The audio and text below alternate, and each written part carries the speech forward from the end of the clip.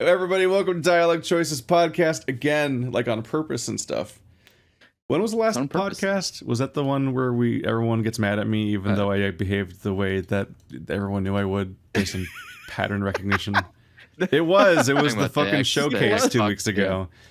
Yeah. Let's show Keith a bunch of AAA trailers and then be like, oh my god, he didn't like them. Shock. Let's all get angry again, just like last time.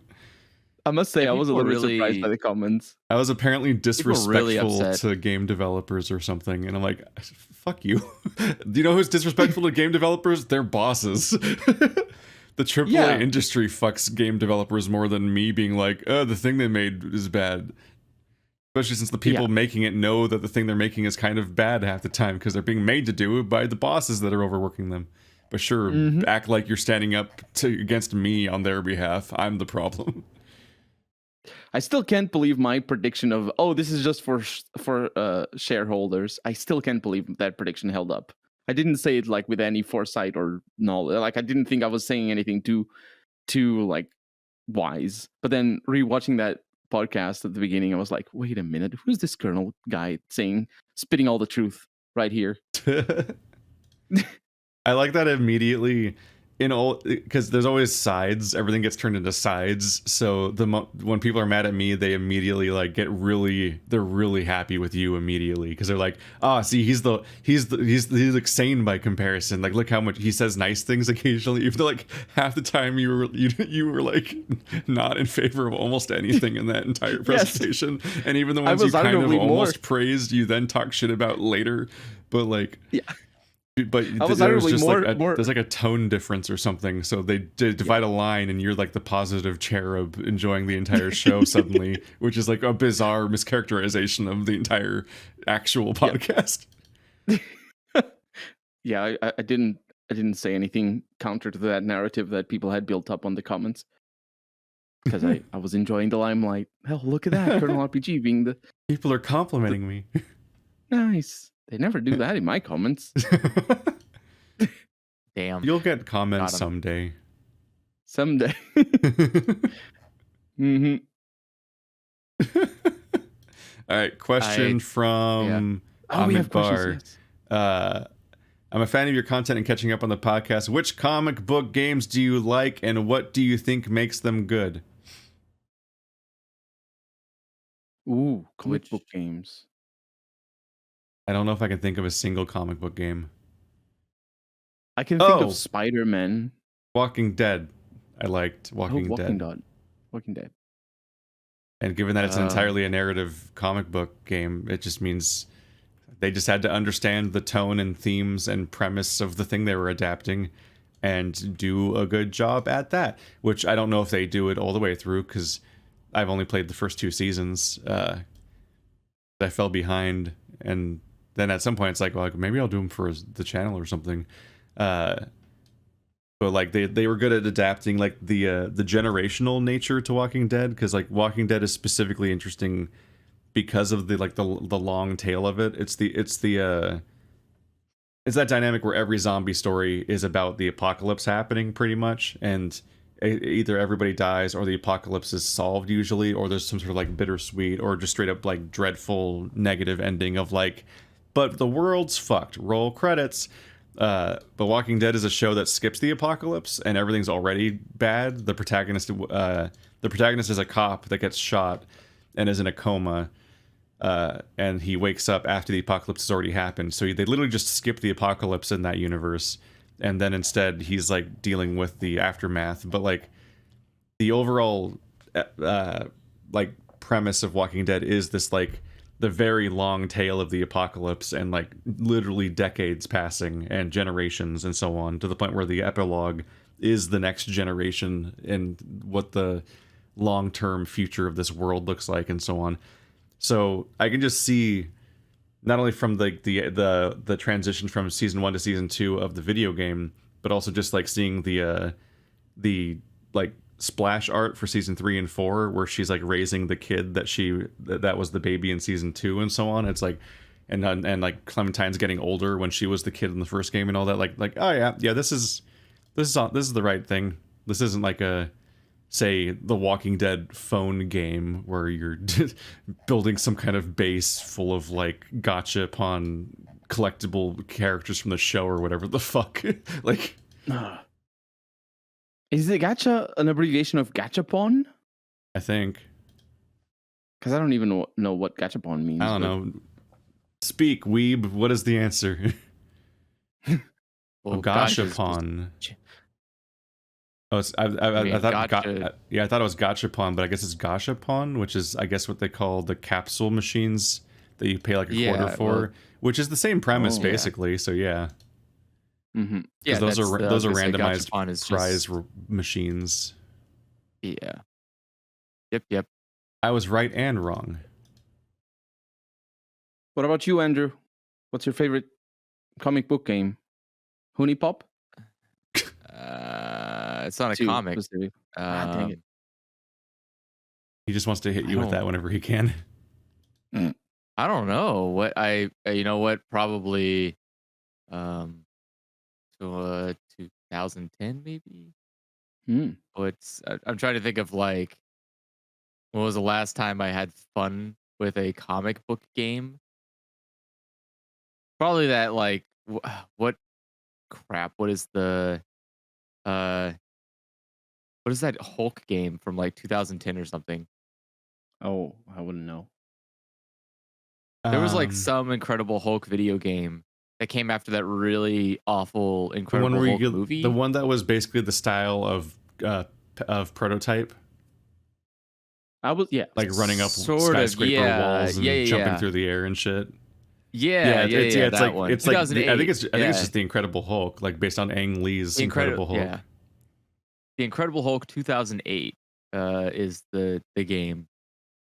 I really liked Prototype back in the day.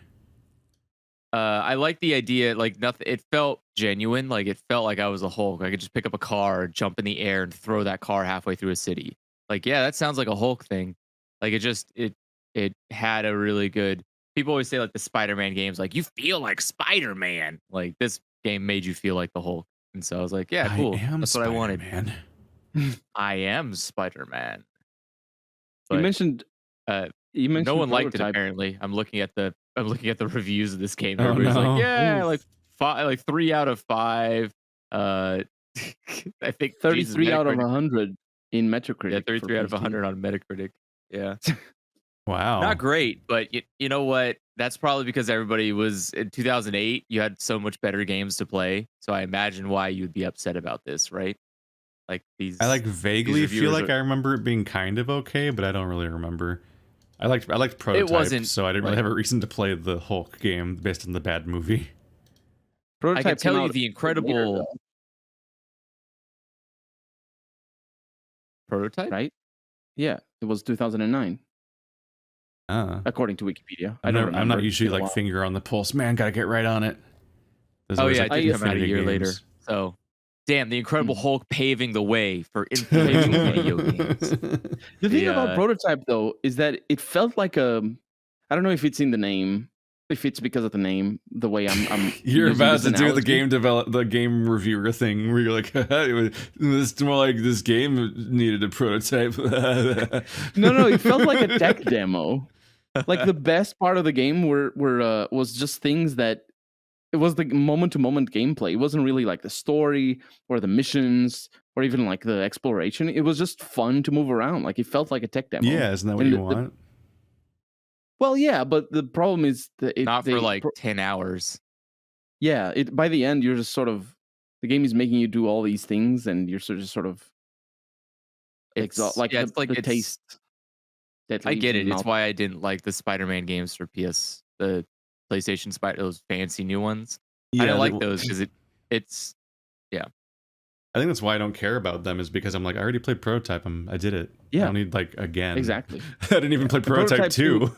I don't want like. Yeah, they made Prototype 2, and I was like, who cares? I don't care about like the Spider-Man games. I'm like, I've been here. I did this. I played it a lot. Like I don't need. They made Prototype further 2, adventures. Didn't they? Yeah, they did.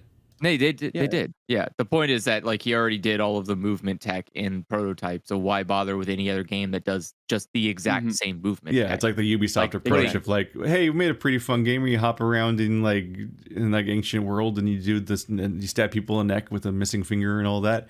And they're like, what if there was like 20 of these? I'm like, well, no. But I I think played it Yeah. it already. works better. It works better Hey, for you're like, Assassin's what? Creed though, because Does it it? is more because it's more based on the puzzles of climbing. It's not really that much of a puzzle, but still, the climbing thing is a even though like if you're playing all Assassin's Creed back to back, you're just gonna you're gonna explode because it's just so much. But the memories that I remember of Assassin's Creed is like trying to figure out how to get up to the top of a building or out of the area of the city that I'm in, going up this or going up that. So there's more of an involvement of it rather than just the prototype. My memories were like I press this button to go up buildings, and then I press this one to punch things into the air, or this one to grapple this and all that. I don't remember exactly the controls, but the memories that remain with me is just like, oh, this is really fun on the second to second. And Assassin's Creed isn't fun on the second to second. It's fun with the strategy and the sort of like it's different. You know what I mean? To the point where the combat just feels like when you're in combat, it feels like a completely different game because it used to be the whole Batman Arkham Asylum, which incidentally is my favorite comic book uh, game. It's not really a comic book, but you know that property. It is We right. got to the answer eventually. Yeah. hmm Although I wish it wasn't because it also is the kind of game that they took out all the wrong lessons. Yeah, they made the a fucking newer open world one. I'm like, that's not what was good about the first game at all. What the fuck? Yeah. And then then the franchise kept going in that direction. So I'm like, I didn't even finish Arkham City. And like, Yeah, true I to played 2 form, hours. every time I don't like something, everyone's like, wow, that was way better. Make more of that. I'm like, I don't understand gamers. Why do y'all like open Yeah. world so fucking much? It's like a fucking blank flat thing where they can just do anything. Like they don't have to like have any real design concepts. They just have a big open map and you just like make your own fun. And then like Sometimes it works though. how did we all not But get it bored doesn't of work for GTA 3 like 20 years ago? Oh, I actually don't think that GTA games are a good example of open worlds. They at least have systems. There's like Yeah. you can fuck That's- around in GTA 3 in a way Yeah. that you can't really in most open world games. Like Ghost of Tsushima isn't like, oh man, I went joyriding and I activated the wanted system and now the whole Tokugawa army's after me. It's not what the plot of that game, but like it's like Yeah. it's like no, I can just do all I can do is walk around and complete objectives or not complete objectives. That's your freedom in most open world games. You can complete one of the many tasks or stare at the game, I guess. I've spent many hours enjoying GTA games over the years, and I can't fault the franchise for not giving me fun times. But I think there's a fundamental problem to its open world, which a lot of people can see through and see past, and I have in the past, and probably I would if I were to play a game right now, which is you have the whole being on foot and driving a car, and those are so different gameplay styles that you have to mix in the same map that it feels counterproductive. It feels like the game is fighting itself.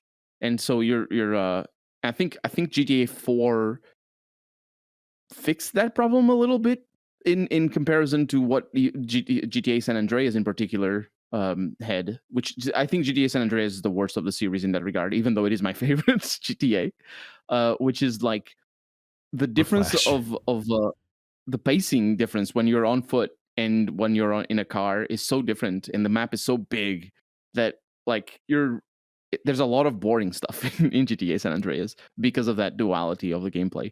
Whereas if you play, for example, Driver San Francisco, which is an amazing open world game, or the last Burnout game that Burnout Paradise, I think it was, in terms of racing games, those open worlds That's the one. function. I don't know Yeah, if it was this podcast or some other context, but I was trying to remember what the big... yeah, I think it was during the discussion of the racing game last time. I was like, what's the big open world fucking racing thing that's not fuel?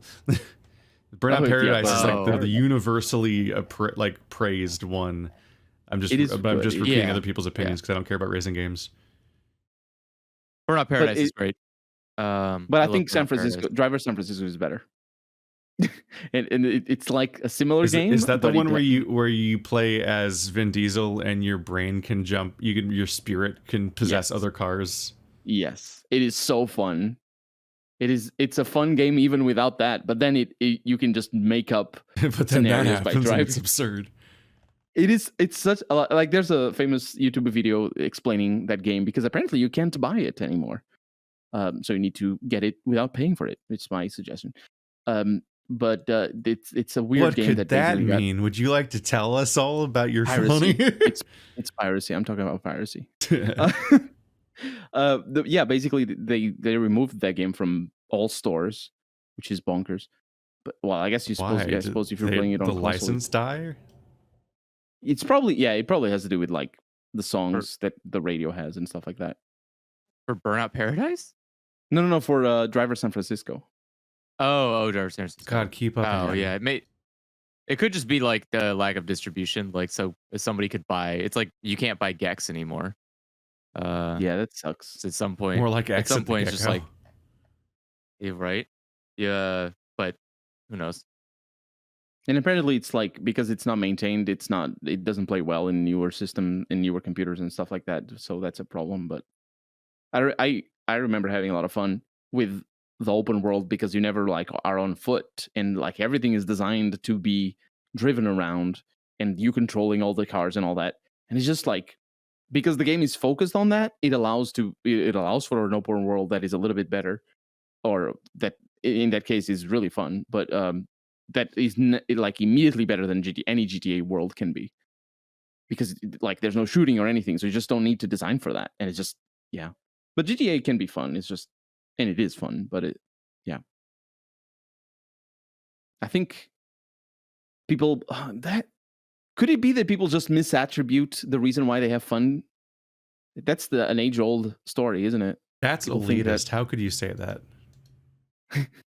How is that elitist? Obviously, like you the need renegade. to reaffirm or reassess your. I've heard that more your than once. Your Wow. place in society. The elitism. Yeah, what of, I'm saying. What I'm of saying making is these kinds of people. claims. What I'm saying is people don't know why they have fun. Is what I'm saying. Yeah, It sounds a and little. you know better why they have fun, so they should listen to conceited. you. It's not elitist. It's conceited. Learn your words. And that's being elitist. What I just did. So there you go. Yeah, check your privilege. I'm above you. I can tell you how you're having fun or not. Well, the thing is, it's not. The thing is, you're not. It's not. I think it is conceited to say it. I'm not denying that, but it's also testable because you're not really telling people that they're having fun because of this while they're having fun. You're contesting their statements based on their personal experience. So after the fact, people who are like GTA sells like hot like cupcakes, which is the one that it sells like. It's GTA. It sells like GTA.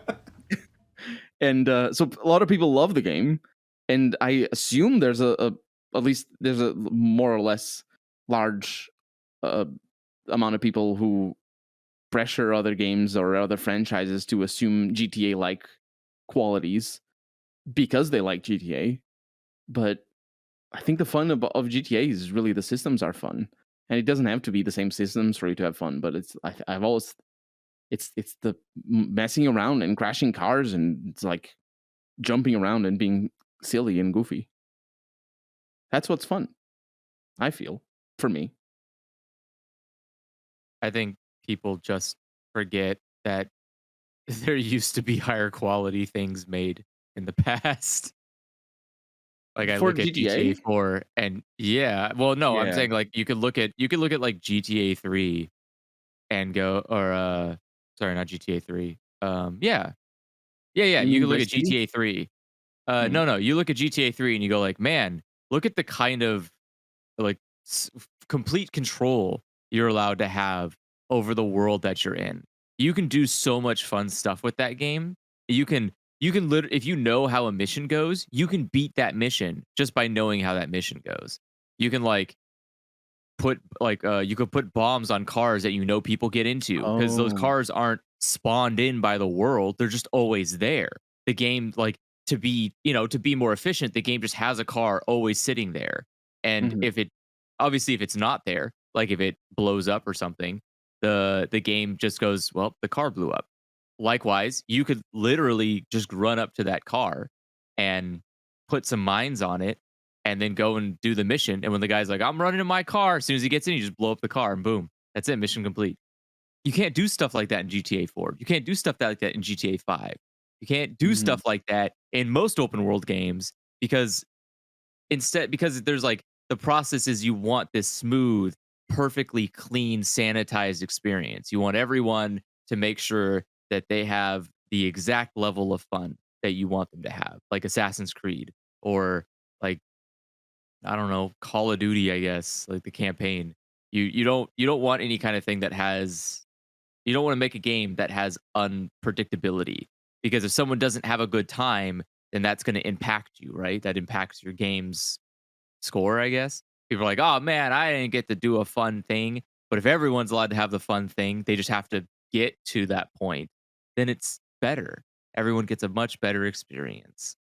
Um, but it Mhm. just I don't know. I think it's boring. I think it's really boring and sanitized that like in Red Dead Redemption, you can't just break into a building, right? You can't just like, oh, I know there's shady business in here. Why can't I just like break in? I just take the guard out and go through the door. It's like, no, no, no. You need to go into the building, talk to the guy. The guy will then give you an invite. Then you can go back to that building and then go in the door. It's like, what the fuck's the point? I'm a cowboy. Now I feel like I'm a A civil steel horse worker. I Uh, ride. yeah, like you have to go and follow the correct paperwork, make sure and fill out your W-2s and then submit them to your boss and then you're allowed to go do the job. Like I don't want that's not open world. That's not open world to me. Open world is complete freedom in a world. Um Yeah, I not agree with just you. not yeah, like open world now is just it's a big map and you're like, "Oh, okay. Is there anything else in your is there things to do in your big map?" It's like, "Yes, here's a very rigorous itinerary." And you're like, "That all right, so it's like you basically We've gave me broken it down into a Disneyland. series of Awesome. tasks that you have to do in the correct order. Yeah, it's like trying to It's catch called you're trying to catch up with your like fast pass. what Yeah, what basically. what Andrew is talking about is something called emergent storytelling, and it's a Yep. beautiful thing in video games. It's And the it's to some extent like these kind the sandbox idea of GTA is kind of just for people who haven't discovered immersive sims yet. the thing is, GTA did start like that. GTA 1 and Yeah. 2, they don't have like stuck campaigns. You just sort of you can help one person. Like they have campaigns, but it's like from factions. So basically, to beat the game, you have to beat the game in one or the other faction, and you can mix and match and stuff like that. So at least my memory of GTA 1, particularly, but GTA 2 as well. It's just like every time I beat the game, it was always something completely different. The world was totally different. There was all these different people that got killed in the process or got whatever thing blown up. It usually relied on blowing things up. Um, and As it it should. started like that, and then it wasn't anymore. It like I think for me, the moment I stopped really feeling any great things about GTA was that one moment in the main campaign of GTA 4 where I think you're trying to save your cousin or something to that extent, and if you fail the mission, you'll like receive a cell phone call and be like, "Oh no, this happens." It's like that's a specific moment, and the game gives you a game over screen, and you have to reload. And I'm like, "No, tell us the story that happens after that." T- Yeah. t- It's like I no, he lost, can't but what? he's not allowed to die. No, Period. yeah, yeah, Yeah. absolutely. And GTA 4 has a couple of. I really like the expansions. I remember the Ballad of the Gay Tony was my favorite, I think. But the other one with the bikers was That's pretty the cool as one well. that had a penis in it. Oh, Bean has never seen the one before that game. That's all I remember Uh, about that entire expansion. yeah, I remember. I really like the characters, but probably going back and playing it's probably going to be Yikes Town. I But then again, I can't tell you the story of any of the yeah, not really it any of the was sort of GTA a expansions. I just it was sort vaguely of a remember that prototype. the previous one had like the motorcycle gang Mhm. and like, oh, it's within the family, but then like, oh, what if you guys fought now? And Yep. then it's not so in the family or something. And I then I think he remember the dies one. in the next game. Yeah. I don't. I The thing with the next game is, I played a little, and the whole thing about changing main characters turned me off completely. So I never actually beat the first game. It's just like, no, I don't care about these characters that don't get to know. Like, why, what is this? Why are you switching characters? Like, GTA 4 works well enough, even though it's a boring premise of this person who comes to America and has a cousin that's annoying. But it's still the characters that you're dealing with and moving around and learning. That's how you build like a relationship with your main character, not like sending you all over Getting town bored for and leaving. because GTA 5, I think, starts with that asshole from the desert place, and then immediately switches to I think you the dude start that with lives with his Franklin. grandmother. Yeah, Frank. No, do you start with Franklin? Is Franklin I in think the? you start with Franklin, Yes. and then you meet the old. Oh wait, no. Technically, you start with the people doing the bank heist in the intro. Yeah, But yeah, then yeah. but Oh, when you get yeah, to yeah, yeah. modern day, you play as Franklin for a while, and then you run Mhm. into the less insane of the two bank heist people, and then get wrapped up in their story. And you get like a third of the way, or like really far into the narrative before something Trevor's introduced, and you're like, oh, time to deal with this guy, the character actor from various shows you've seen. Trevor. Trevor's the guy Yeah, that oh, Trevor's right. a redneck. kills the Lost and Yeah, Dan guy. that's where I Did you stopped. just I call think I Trevor a played redhead? A redneck. redhead. It's a A Oh, redneck. redneck. I was like, what? Yeah, I got We like have different memories. I I mean, really maybe his didn't head's red from all the sun beating down on his bald skin, but yeah, it's a bald skin. bald skin. Yeah. Mm. I But Yeah, you know. that really didn't grab me, and I really didn't like the dude with the yoga thing. I was just like, oh freaking hell, I forget his name, but the Tony Soprano kind of character. Yeah. It's just yeah, He's being emasculated by his wife cucking him narrative. he liked it. That's the Yeah, Probably I set up that's the did. narrative. camera. I don't even remember what the stories were about. It just felt like because that's the thing. You to make a good GTA game and actually any open world game where you spend a lot of time just faffing about and not like engaging directly with the storyline. He's To make hacking a and good whacking one, and faffing. to make a good one, all you have to do is just freaking have a single main character, and then you don't really focus on the main character because it's about all the characters that you meet. You can have all the stories that you have anyway, just like, but moving around the main characters means that you're going to be focusing on your own character and just getting to know them, and it's like, I don't like it at all. That's like, imagine Assassin's Creed 1 was, spoilers for Assassin's Creed 1, by the way. Imagine Assassin's Creed 1 was actually 50% in I don't remember the name of the town. In Egypt? No, it wasn't Egypt. It was Middle East, right? It was somewhere Was in it there, Turkey? yeah. Yeah. Yeah, imagine it was Yeah, it was 50% there, and another 50% with the modern day person just moving around and doing things. Like That was like normal half my storytelling, but life ago. yeah, Assassin's yeah, Creed it's 1 been a was while. in what was But it that? was 90% in the animus in the Middle East town. So you just learn the story of Altair, not the story of the modern day Altair reincarnation person. So like it was fun. Like, and the game at the end was like, oh, there's more to come, and I'm like, I know there's more to come. It's a Ubisoft property. Of course, there's going to be a Assassin's Creed 2. Yeah, it looks like it takes place in two places. Masyaf, which is I don't actually know where that is. Where is Masyaf? Masyaf is apparently Syria. So it's in western Syria, and then you go to Jerusalem. Yeah, but that's for the ending only. Jerusalem is like Yeah. only the ending. But I meant like, so you spend most of your time in Syria and then you just head off to Jerusalem afterwards. So those are the Mhm. two locations in Assassin's Creed 1. And interestingly enough, I my last memories of Assassin's Creed was that one game where you do play a lot more in the modern day. At the end of the game, basically, there's a big Isn't scene. that 3? Are you sure? It might have been. I thought it was 4 actually. Oh, maybe it's 4. I couldn't tell you. I am definitely not the lore keeper of Assassin's Creed games. Oh, that hopefully Like, nobody is, because the lore is just contrived for the sake of contrivance. as far as I'm aware, the game is basically like just a pachinko machine with an apple, and somebody's at the bottom and grabs it, and then somebody else goes, "I want that now," and then it's your turn, your job to get it. So They're next still time, someone after else can do the the same apple. thing. Holy crap! I'm pretty sure it's all it all is about it. Like the whole thing is just That about was. the stupid fucking. I don't know, man. I don't know It's just like because it's you're such a boring. always aliens, man. Uh, You know, aliens yeah, doing floss dances in there's outer ship space is a really compelling story. It's why there's like 15 Assassin's Creed games.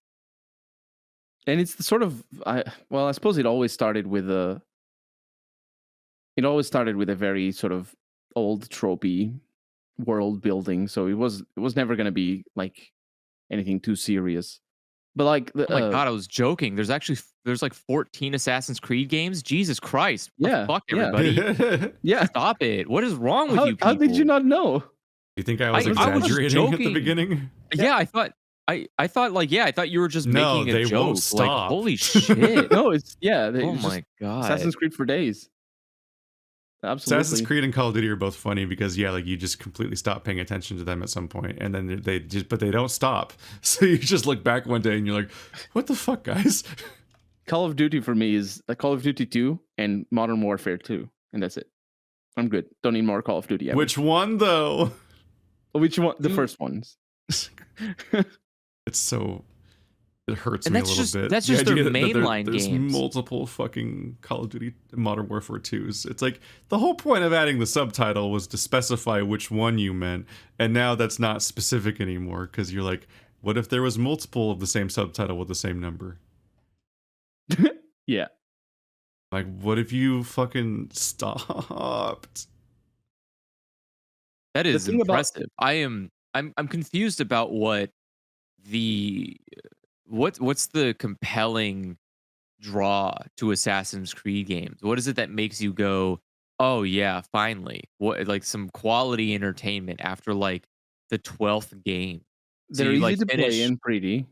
They allow for grindy gameplay, and they're open world enough that you can just spend as much time as you want or not and still have a good amount of fun.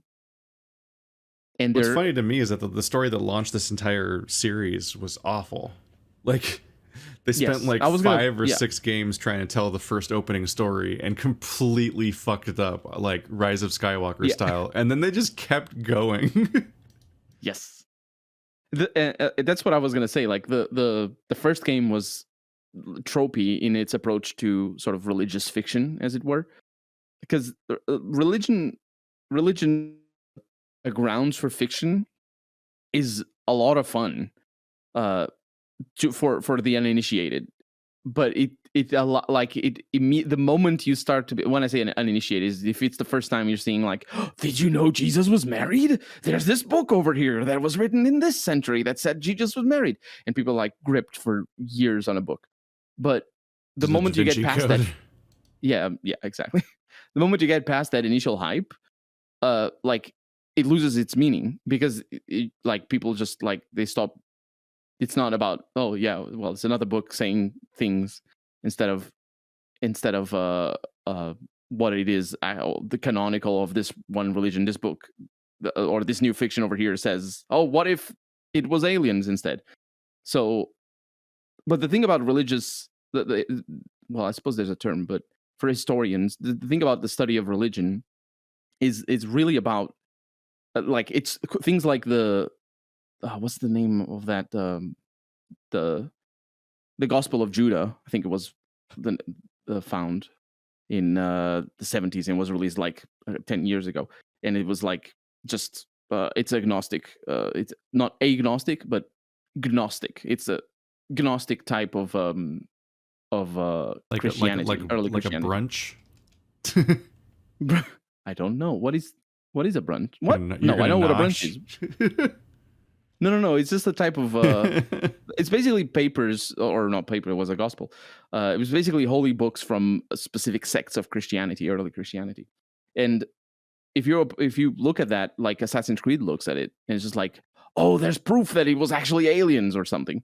But the fun part of it is less trying to come up with what it actually was, but rather reassessing the beliefs that people hold, rather than necessarily, it doesn't have to be your beliefs, but it could be your beliefs as well if you're Christian. But if this is fiction, like you shouldn't play necessarily around with the trust that people are going to be Christian and playing Assassin's Creed.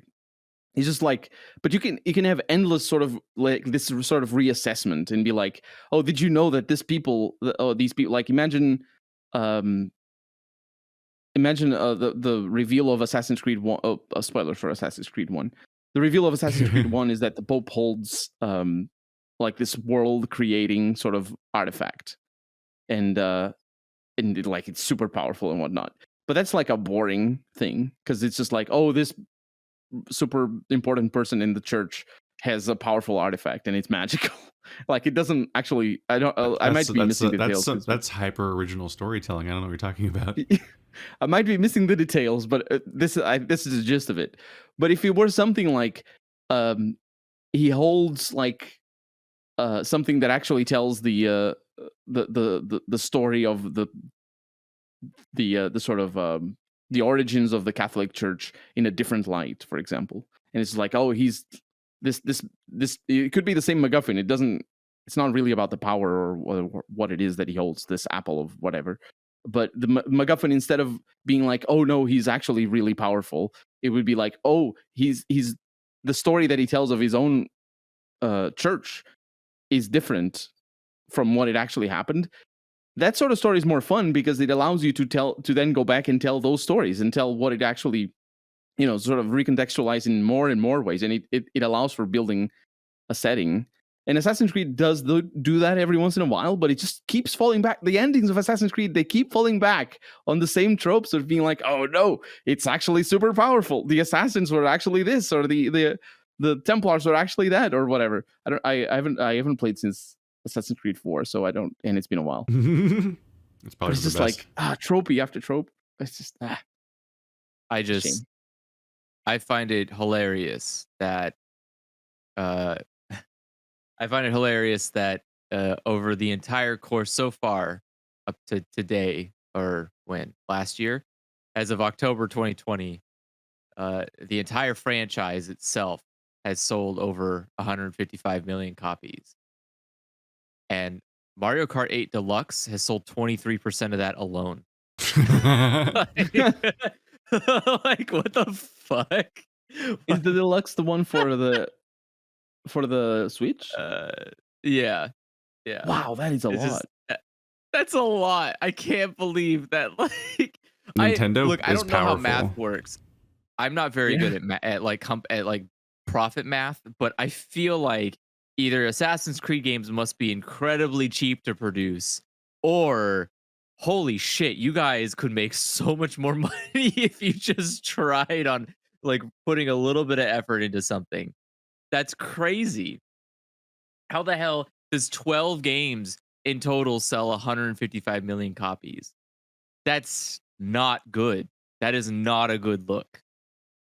Well, for a AAA company, I would not put that on my resume, is what I'm saying. Like, I would not be putting that as CEO. I would not be like, we sold 155 copies of a product after 12 iterations. Like, they have but they're actually pretty expensive. They must be pretty expensive because they have two different studios working on the main.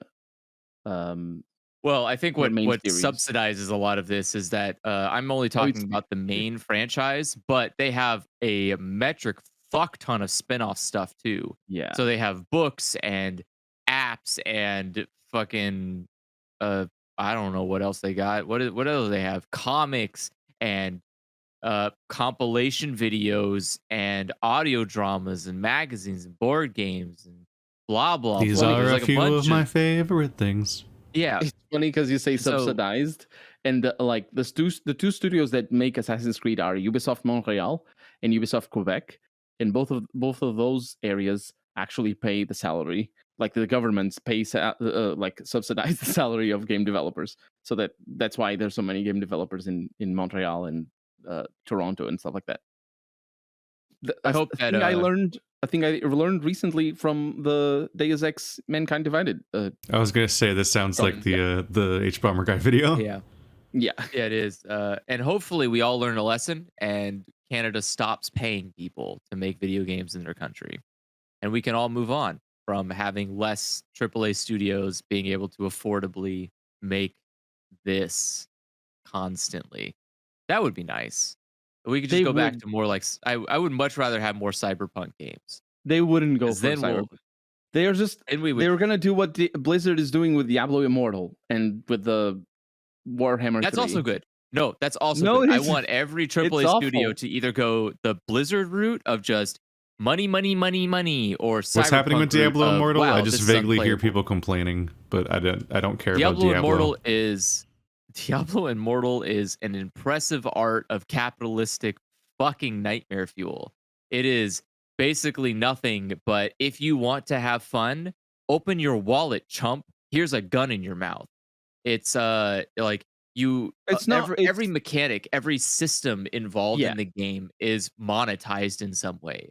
So you want gear, you're going to have to pay money to get get a totem that gives you a higher percentage of higher quality loot drops because otherwise you're going to get no good loot drops. And if you don't have Mhm. good enough loot, then you're going to have a really hard time playing the game. So you need to get that higher loot drop. But in order to do that, you need to go back and play the parts of the game that you can play to get that loot to drop. It's fucking bad. Like, It's pay to win gacha sort of yeah, ultra monetized kind of grind but game. it's It's the Diablo, game so it's a loot Uh, based, right? So it's it's all loot, yeah, about that's the getting point of the better game. Yeah. loot, but it's a gotcha game, so it's about using gotcha mechanics to get better loot, which is like, what the fuck are you? What are you doing? You And paid it's so $5 for a pair of shoes that you have to replace with fucking $15 pair of shoes, and then a $50 pair of shoes. What seriously? At what point? and it's so Why aggressive. just buy shoes. Go outside, buy some shoes, and go on a I fucking real life hike. shoes. You would have a much better time, and you would get your money back in return in quality of life compared to fucking goddamn Diablo. Like it's And the not. thing is, it is just I Diablo want to 3. say that I want to be able to sit here and say, but thankfully it was a massive failure and nobody played No. it. But It was not. basic pattern was- recognition but it's- about gamers tells me that they're probably playing the fuck out of it, even though It it's is- yes. the worst thing ever made. Because them rewarding this exact monetization strategy up till now is why this game is like that. Because they keep so playing video games games- like that and giving them more money instead of being like you, and then play literally anything else. Video games. There's like infinite games to choices, me- and they choose those ones. Yeah, Mhm. video games to me feel like reality TV where we all agree like there is just it's a universal, I'm not even making this up. We all universally agree that reality TV is bad. There is no there's no person that sits there and holds their hand up like actually it's really good. It's well quality made entertainment.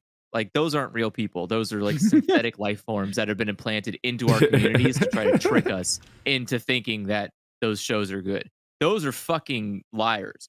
And like all reality TV is fucking garbage, but people often watch it to either turn their brains off and not do anything beyond just what is like basically necessary to survive.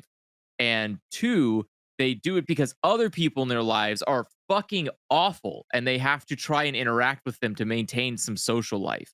So they want to do the things that those people are doing, which is often why gotcha games like survive. Is because you'll have these people who are like, let's play together, let's make a clan or let's do the fun things. And like mobile games are always about playing things with other people. And that's how they monetize you because they know that if you want to play with your friends and do the fucking cool game, you better pay up, bud. And it's, Mhm. I don't know, man. the thing- every Why? mechanic is monetized, and including the one with playing with the paying customers. There's runes that allow you the runes that you can pay for, obviously, that allow you to give bonuses to your companions in your party and get more experience in your party. Yep. So having paying players in your party is beneficial for you as well. Also, and like nothing and is it's- explained in that game. Like nothing is explained oh on no, like because how is yeah, it does fundamental. Yeah. yeah, and so like if so for the runes, for example, when you do the runes, like that's only for a I believe that's only for a set percentage, and it doesn't tell you the percentage like until after you Yes. pay.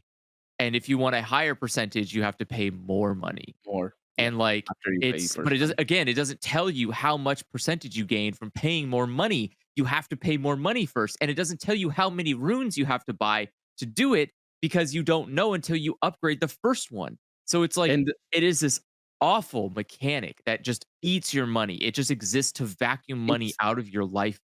Like it exploits the sunk cost fallacy to the extreme. Things like, for example, this is fairly common in pay to win games and free to play games, where you finish a dungeon or you finish a, whatever in Diablo Immortal is a dungeon, but you finish or whatever rifts or whatever they're called. You finish a dungeon and you can pay like $150 to get like double the rewards instead of just the rewards that you got or whatever. And you're like, oh, I pay $150 to get double the reward of this dungeon. Cool.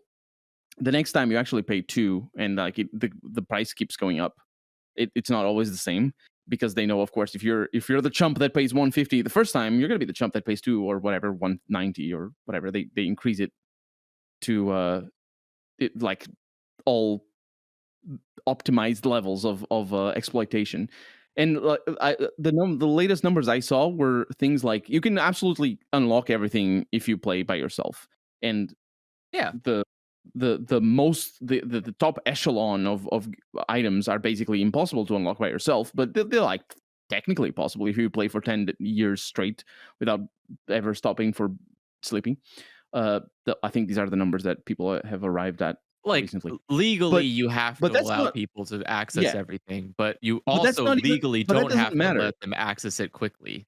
Yeah, yeah, but that like that doesn't convince anybody of anything. The Yeah. reality is if you play for 3 months, you get the same reward if you as if you pay 20 euros.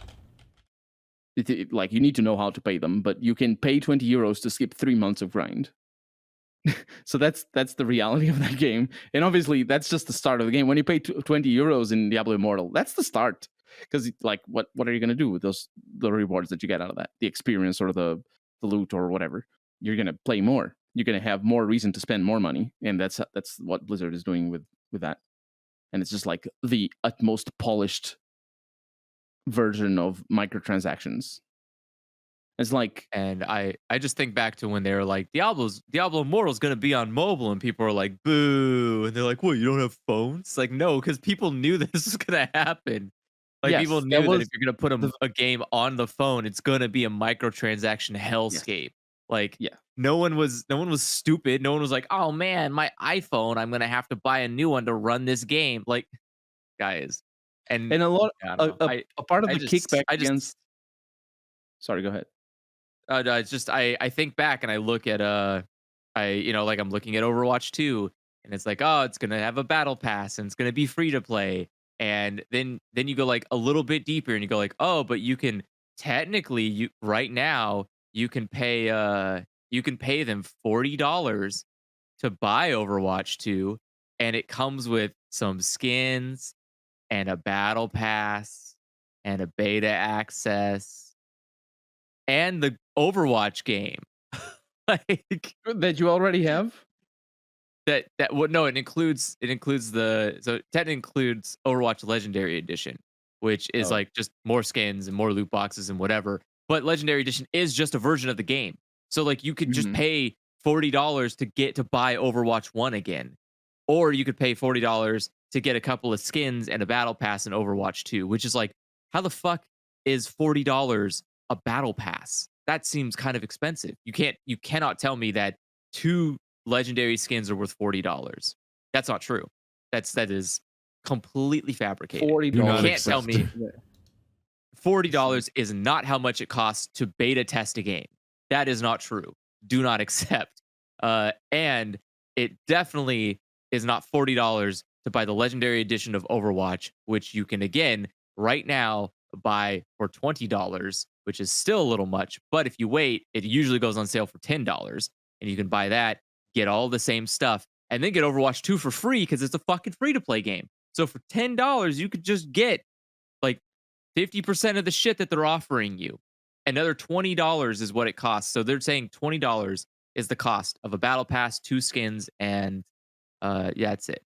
Like that's if we're ignoring the fact that like they included a $20 game inside of this $40 package, knowing full well that the majority of people buying it are people who fucking already have Overwatch 1. So why would they need to buy the legendary edition again? Um So they can it's smurf. it yeah, it is really obvious that this is just this is not a good sign, right? This is not a very good sign between Overwatch 2 and Diablo Immortal. You can tell that there's been a really big shift to free to play. Like there's That's where the it's like money is. Who could have ever it's like a predicted parasitic life this form. kind of influence when they merged with Activision? I think it It's started with World of Warcraft, though. Yeah, no, World of World of Warcraft Warcraft has always an item baffled. shop. Fucking, I'm pretty sure the Diablo. I think the Diablo 3 item shop predates Blizzard Activision. No, no, no, no, no. no, no, Yeah, no. Diablo but Diablo 3, 3 was Diablo, under development before, but just not the item shop. yeah, yeah. Diablo What I'm 3 saying is came out World of after Warcraft. merging. What I'm saying is World of Warcraft as it was released on 2004 with a $15 uh, monthly payment that you had to do. That was already exploiting the sunk cost fallacy back then. It always baffled me as somebody who didn't play World of Warcraft, and also who saw the $15 a month as outrageously expensive. But it always baffled me that World of Warcraft made Blizzard just not make games for so long. That was Yeah. like maybe it wasn't as direct a relationship as it seemed to me at the time, but it definitely made like objectively speaking, it recontextualized all of the investments that they ever proposed to their shareholders. Because World of Warcraft just made them so much money, and it's the same thing with the Rockstar. I bet the in the Oh yeah, context like of they GTA 5. were just gone for an eternity because of GTA Yeah. 5. Yeah, and Blizzard was as well with World of Warcraft. The the next game they made was StarCraft 2, right? That came out like Yeah, 2012? 8 years of not making a game? I mean, they made the yeah. expansions for World of Warcraft, but Well, yeah, they made that's the thing. They focused on making expansions for a game that they were at the time making an incredible fuck ton of money off of. Like World of Warcraft was not slouching in the profit department.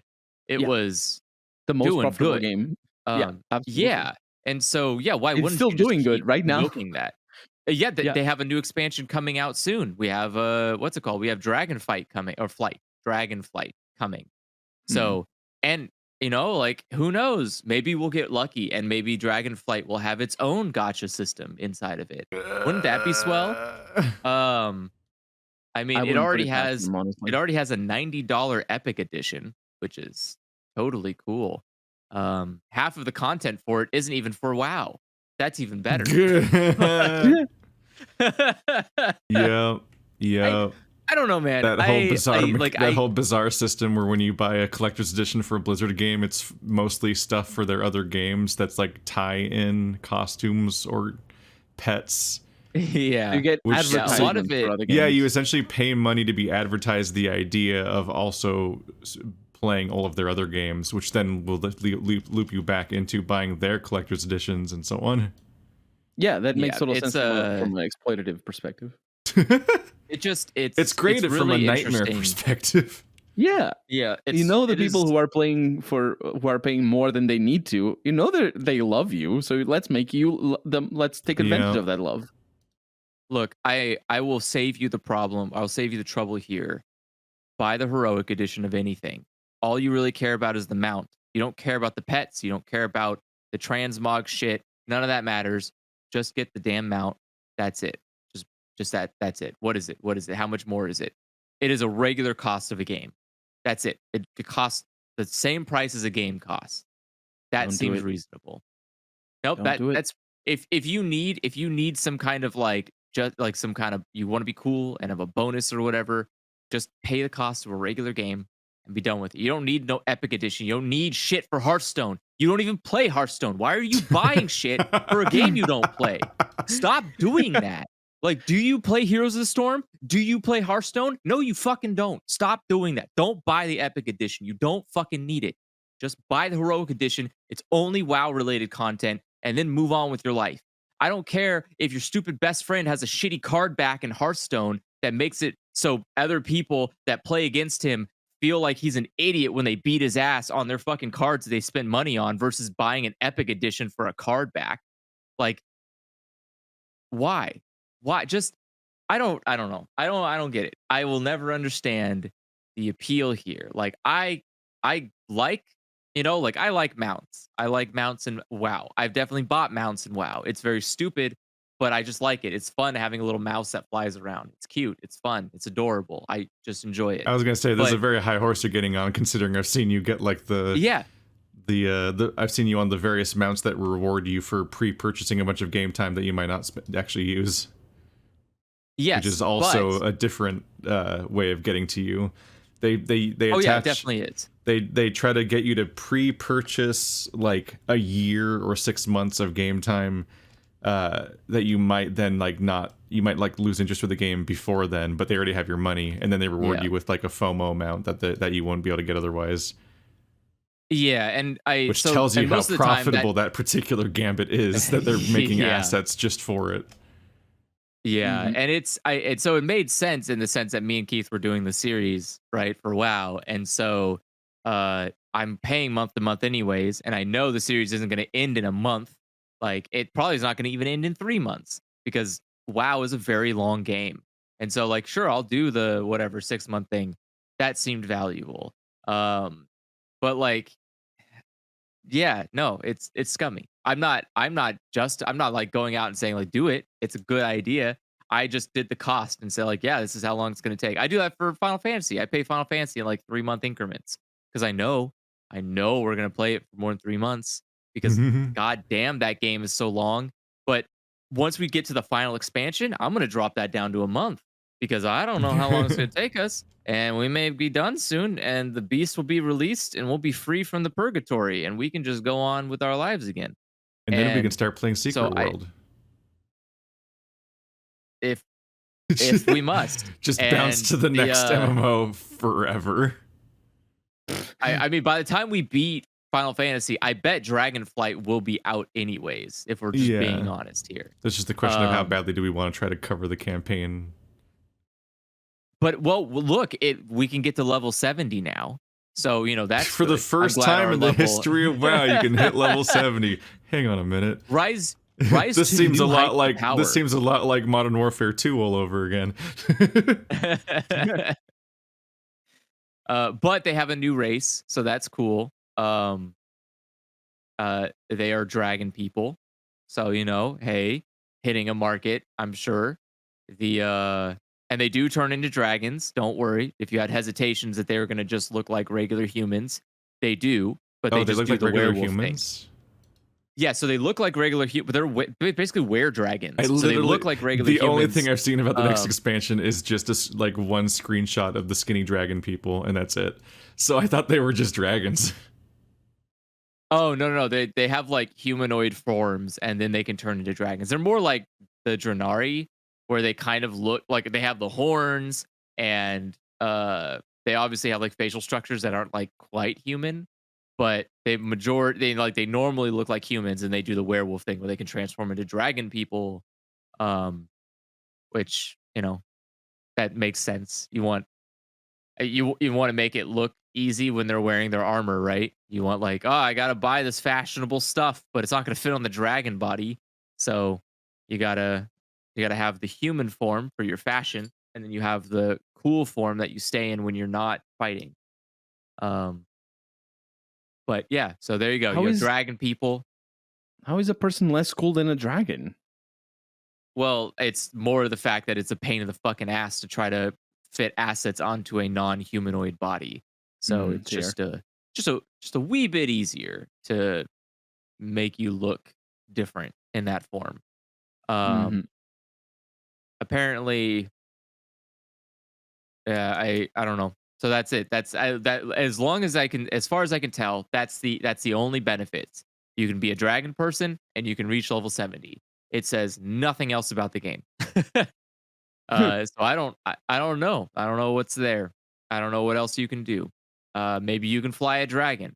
Keith flies dragons all the time. So I don't know. I don't know what dragon flight is. I can already do that. We can all already fly dragons. Go to the WoW store and buy a dragon mount. It's like $20. Um, there you go. Full expansion. I don't know. It's the main point though is it's funny to see the like with most things, it's funny to see things funneling into a worse and worse marketplace, right? Things are just not as great. Um, Mhm. for bigger, higher the production, the better the quality of the product. Quality in big quotation marks, because obviously AAA doesn't mean quality, but the higher the budget, the higher the quality or whatever, the more bad like the system is that it's a part of. So like yeah, like a Blizzard game isn't a great game outside of like the playing part. When you're playing the game, you're like, yeah, this is kind of fun. Like boom boom, I shoot people. This is really fun for Overwatch. But then you like once you're out of the game, you're surrounded by really unfun and unpleasant mechanics. And you're like, Mhm. oh, I don't like these systems anymore. Like a lot of people are just pointing guns at your head and asking for money. And you're like, I want to go back into the game. Can I go back into the match now? I don't want to be here. And like Yes, I don't you like these it's can, but you systems need to pay anymore, Daddy. priority Can I pass. go home? yeah, basically, like, yeah, as soon as you go to the menu, you're like, why is there a half naked Reaper on the screen? And why won't he go away? I don't want to do this anymore. Can I press play game now? And it's like, oh, you Pay didn't want to buy the priority Reaper pass. skin? You're like, I don't want to buy it. I don't want to buy the Reaper skin. Could it go away? Like, it's just Priority that pass. that's the thing is like I'm excited for, I'm excited for seeing this evolution of gaming get worse and worse and to the point where like triple A it like switches with indie. Where indie is like, you can't trust the quality. You don't know what it's gonna be like. It's probably gonna be poopy. You're gonna spend $15 on shit. And then someone's gonna be like, oh man, you're gonna spend $70. I don't know, man. That's a waste of money. It's just gonna be shit. like, like it's just you know what you're signing up for. You're paying money to have access to a less quality product. You're paying a lot more money for a less quality product, which then also asks you for more money because it turns out that your gambling stepfather has a problem that he doesn't want to address, and it's just like it. It's really weird. It's really weird that all of these AAA games keep asking me for more money after I buy a game. Like what? Even if I didn't buy the game, it's like, okay, well, why didn't you just sell me the game? If you just sold me the game, then that's fine. I'll give you the money if you give me something for it. It's like, no, no, no. What if you just give us money and we give you intangible rewards? And you're like, no, Ooh, I want, intangible. That sounds yeah, mysterious. Pride and accomplishment. ooh, Don't you like it?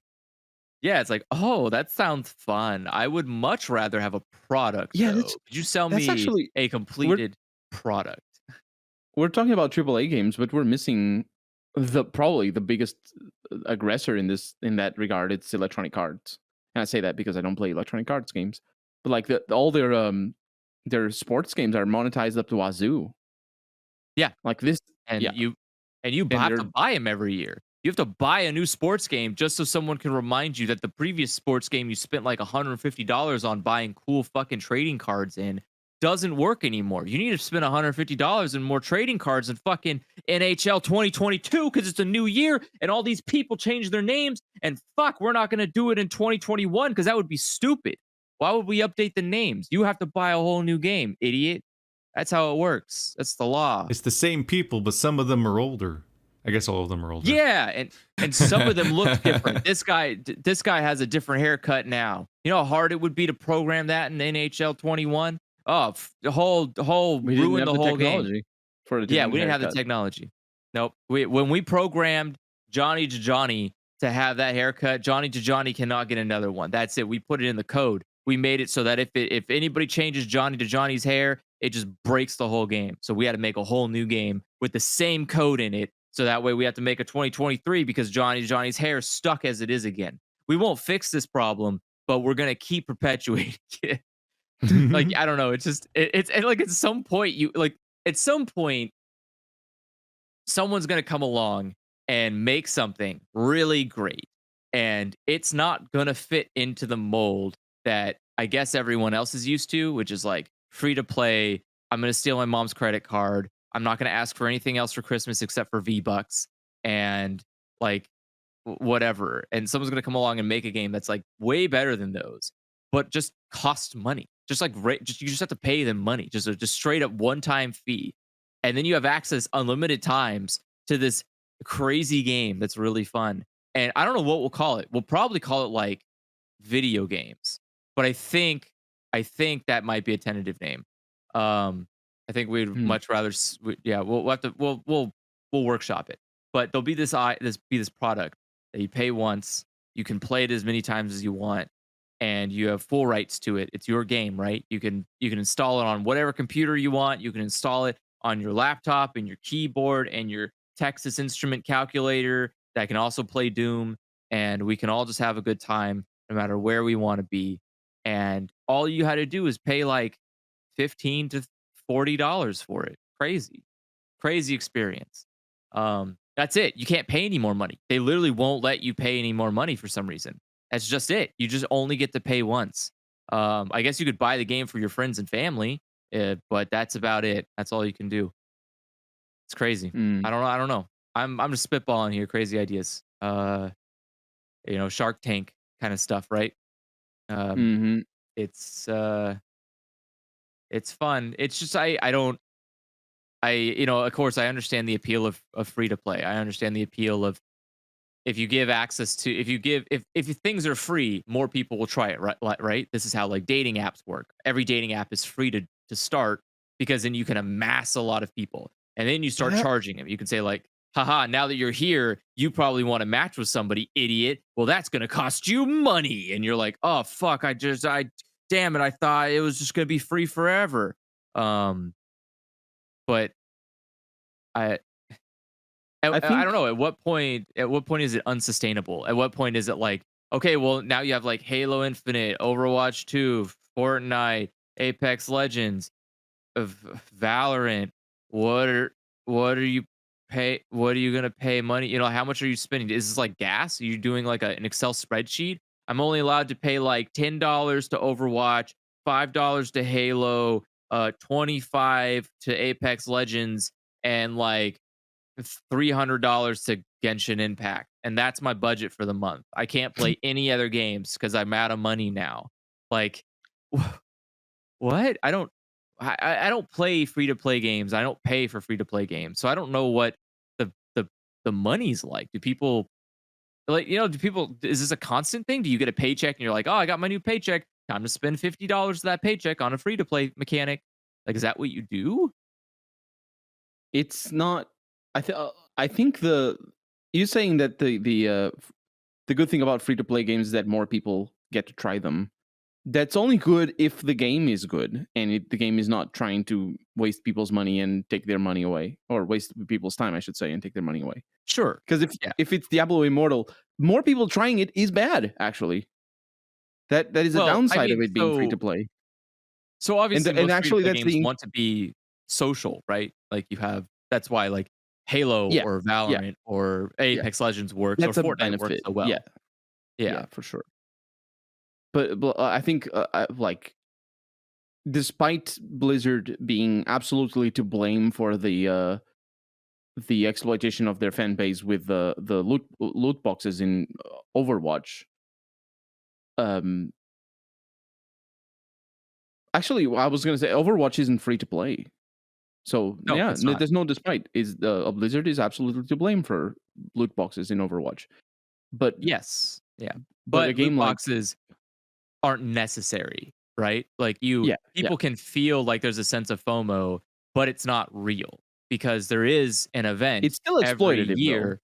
Oh, sure. No, any loot box is exploitative. The baseline Yeah, here is that is it like so let's take the Halo shop for example, where in order to yeah, get it's a good cat ears, example. you have to fucking buy cat ears. You cannot get them any other way. There's no like, oh, there's an event and now you can just get them with in-game currency or whatever, right? Because you don't generate in-game currency.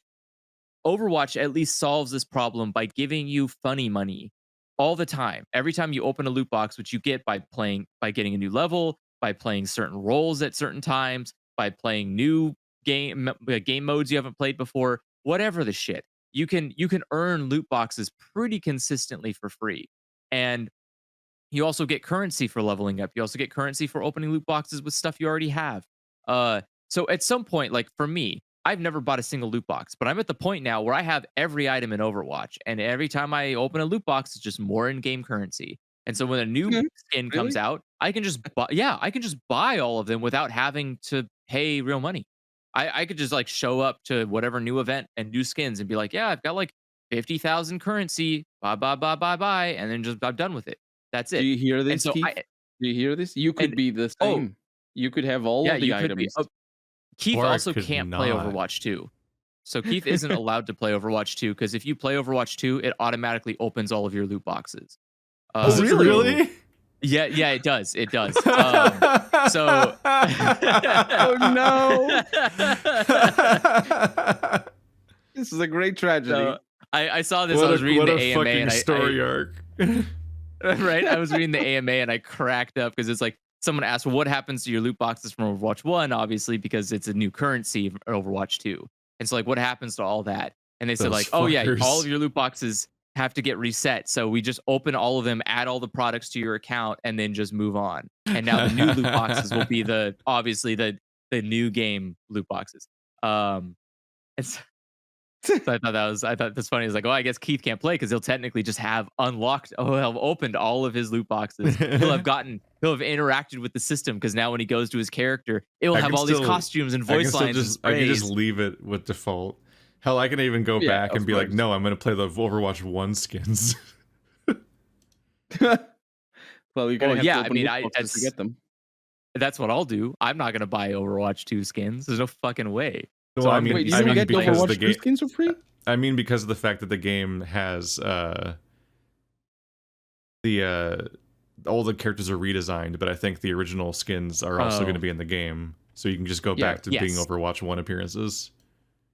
yeah. Unless you have to open the loot boxes for it. No. So the way, at least, this is all Overwatch. As far as the AMA is concerned, what they have said is that you can still, so the system that exists for loot boxes now, so the way that loot boxes exist, blah blah blah, that system will still exist. You can still buy old skins with the currency or what, like the old currency, but you can't buy new skins or battle passes with the old currency. So like the old Overwatch monies will not work. The credits won't work for new stuff. You have to buy credits, right? So they're just doing the thing Mhm. where it's like here's the in-game currency and here's the pay currency. And you have to buy the pay currency to buy whatever obfuscated shit. Like so they're doing the Call of Duty thing. So there's gun charms, there's gun I think there's gun skins, and then there is, or no, I think it's just gun charms, regular skins, and then something else. Um, doesn't matter. Anyway, yeah, so there'll be a pay currency and an old currency, and so you can still get all of your old skins, all your Overwatch 1 skins, and look like Overwatch 1 character or whatever. Um, but yeah, no, it'll be fun. It's gonna be fun to see how that works. Fun is a word for it. It is a word for it. It's just I don't know. I don't know what I understand. Again, I get that say you want to release Overwatch 2 in a market where Fortnite and Apex and Valorant and whatever the fuck exists and they're all free to play and no one has to pay money. So why the fuck would anyone want to play Overwatch 2? But I still at the I same time, I think if I just had to pay $40 for Overwatch 2, to access the PVE or whatever, and the if I had Overwatch 1, I just have access to the PvP mode for free, like they originally said they were gonna do. I would be totally on board with that. I'm fine with that idea. I'm fine with paying money for content, right? Like I don't like the idea that I have to pay a lot of money for DLC, but I would much rather, like, I'm begging you to just charge me $40 and then I'm immune from battle passes. Like, can I? Is there like a what is the fee that I can pay to be immune to battle pass stuff? Like, I just have access to everything, right? I just have access to everything like I do in Overwatch 1. I can just generate in-game currency, get some loot boxes from stuff, and just move on with my life. Like, that is a system I can interact with. I don't care about, I can people like Keith can just not interact with that system and he's fine. He's completely okay. He gets he gets the value of paying for it out of playing the game. He doesn't care about the whole loot box system. But inversely, it's there for him if he ever wanted to. It's not something he has to like start asking his bank if he can do. He doesn't have to start like looking at his finances and going like, I don't know, man. Can I afford to play Overwatch? Like he doesn't have to do that. But I don't know. It feels like what I like most about Overwatch is that I can just turn it on, press quick play, and quick play into a match. I don't have to open Overwatch and go like, fuck, I better check my clipboard. What do I gotta do today to get those battle pass points? Fuck, I gotta get 4 headshots with Mei on a Havana. Oh fuck. Well, I better hope the rotation brings me to Havana and that no one else takes Mei because we all need to get Mei fucking abilities Sounds for the battle cursed. pass thing. Like fuck So off, glad I don't dude. I care. don't want a yeah, like I don't want a job to play my game. I don't want to do that. You know what I want a job for? I don't. That's the spoiler. I don't want a job. So don't why want a would I want a job. job in a game? Like, why would I want to do work in a game when I don't want to do work in real life? Do you not see the problem here? Video games are entertainment. If I had to watch a reality TV show and every fucking 15 minutes of that reality TV show, in order to watch more of it, I had to guess what fucking character is going to say what to whoever what, I would be fucking done. I wouldn't do that. I wouldn't interact with a medium where I had to also do other things to continue enjoying it, right? You I just don't want gotta to like join me in the I don't world know how of to not explain. giving a fuck about Yeah, it's cosmetics. just I don't know how to explain this properly because I am not a 4-hour video essayist, but I can tell you that you can write a 4-hour video essay on why adding fucking missions to battle passes or whatever, like Fortnite and Halo Infinite, and I think Apex also do. Like adding these little side missions of like things to do to unlock more stuff isn't fun, actually. Like that, it's just not fun. It is I mean, it people is like just them. a It gives really them structure to their gameplay or whatever, and gives them little goals to feel like they did something. It's the exact but same you itch don't as need like. that. After you It's a paid, fucking though? PvP game. I know you It's don't need that after because you I paid. literally ignore all of it. But I'm saying that it's like, yeah. like I've seen people, I've heard people defend this stuff to them all the time, and like they like the battle pass stuff and everything, and a lot of it comes down to that kind of thing of like, it gives them little goals to do and structures their gameplay or something. But the game could What have do you that by mean? default without having to pay Yeah. for it. Like, Also, don't Oh yeah, forget, there's it's no after reason you that buy. you should have to pay for it, and also like Yeah. I'm literally just repeating other people's bullshit, so I'm I not know, gonna I like know, I know. argue on their Yeah, behalf. I'm arguing for against the arguments rather than yeah, absolutely. But like, bear in mind, this is what Andrew is saying is something that happens after you pay. You pay to have this structure imposed on you or given to you, depending on your perspective. Yeah, depending on which There's no game too. need. Like Halo Infinite is obviously like, you have to do missions for a battle pass. Do you, oh never mind, I lied. You do have to pay for the battle pass to do the thing. Yeah, sorry. Never mind. Halo Go ahead. Infinite is just pressing escape a bunch of times after the game is done because there's a bunch of progress bars. Yeah. Fuck that. Make it Yeah, stop. I always forget. It's yeah. I keep forgetting that they have that battle passes have a free and a paid version. And so when you do stuff in the game, it tricks you into thinking that you're making battle pass progress, but you're actually making like insulting battle pass progress because it's a battle pass that like mocks you the entire way. We're like, damn man, you got 4 levels. Well, if you weren't fucking poor, you could have had a gun. And you're like, okay, thanks, I guess. What a great system. I don't know. It's like imagine getting your paycheck after work and someone's like, damn, you only made $500. If only you worked harder, you could have had a car. It's like, all right, thanks, I guess. Sorry, I didn't. Sorry about that. I should have thought about that before I started working. Like, I don't, could have I don't bought know. a car. it's dumb. It's dumb to be like reminded of the things you could have had if you just paid money to them. Again, that's what I'm saying. Is like the moment you finish the system, suddenly there's a lot of guns pointed at your head. And it's like, hey, you better pay money. And it's like, I don't want that gun. I actually don't fucking care about the gun. I don't care about the gun. Can we just ignore that? Can we pass that whole system? Can I just say like, check a box? No, thank you. Not interested in battle passes. Like I can do with an email. Yeah, Like, can I exactly. unsubscribe from battle passes? Like, That's why the whole it's optional kind of argument only works so far as you can ignore all of that sort of advertising being shoved into your gameplay experience. And like, which is why my argument is like mobile games, right? Mobile games do this, where you play a mobile game for 30 minutes and then it gives you like 50 years of ads. And but most mobile games, if they're good, will give you an option to just buy the game, right? Hey, pay us like $4 and you can just have the game ad free. Okay, cool. Thanks. I would love to do that. Can I do Mhm. that for Battle Pass games? What is the cost that I can Absolutely pay? not. What is the Yeah. cost within reason, right? That I can pay you to shut the fuck up about battle passes. I'm not even asking for the content in them. Just shut the fuck up about them. I don't want them here. I don't want them around me. I don't want to see them. I don't want to think about them. I just want to play the goddamn game. And that's it. You And can. you know how I It's do that? easy. I do well, that. I can, but again, I have to go out of my way to ignore this mechanic that I could otherwise just not even know exists if I just gave you money to leave me the hell alone. That's all I'm asking.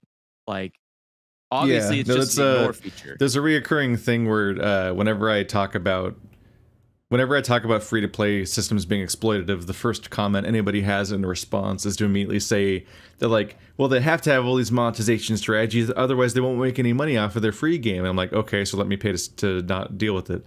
And they're like, no. It's like, no, that argument just boils down. because none of these companies will give me that option because they know that on average, giving everybody this other system and not letting them pay to just not have to deal with that stuff is more profitable than just letting the people buy the game.